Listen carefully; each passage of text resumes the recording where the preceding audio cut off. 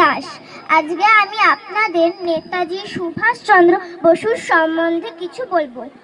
মহান দেশের মহান নেতা নেতাজি সুভাষ তুমি, তোমার চরণ পরশে আজকে ধন্য ভারত ভূমি,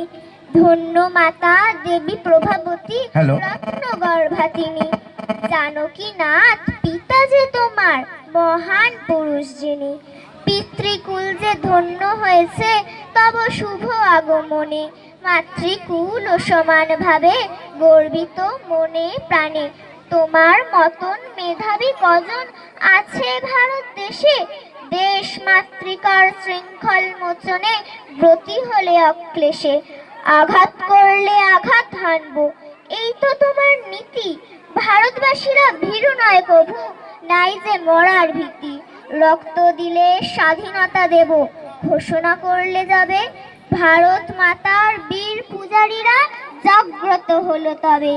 দলে দলে সব পতঙ্গের মতো যোগ দিল সংগ্রামে, সাদা চামড়ার ব্রিটিশ রাজারা ভয় পেয়েছিল মনে, ইংরেজ চাকুরি তুচ্ছ জ্ঞানে দিলেন বিসর্জন, দৃষ্টান্ত হয়ে ইতিহাস হলো মানল সর্বজন, আমার দেশের মির্জাফর আর চাটুকারি দল বল চেষ্টা করলো বিফল করতে ভাঙতে মনের বল, আজাদ হিন্দ ফৌজ প্রমীলা বাহিনী তোমার সৈন্যদল, স্বাধীনতা দিতে বাধ্য করেছে বিপ্লব হয়েছে সফল, দিল্লি চলো অভিযান দিয়ে গড়লে মুক্তিভিত, জনগণ সব এক হলো আর গাইল দেশের গীত, নেতাজি তোমায় ভুলিনি কখনো,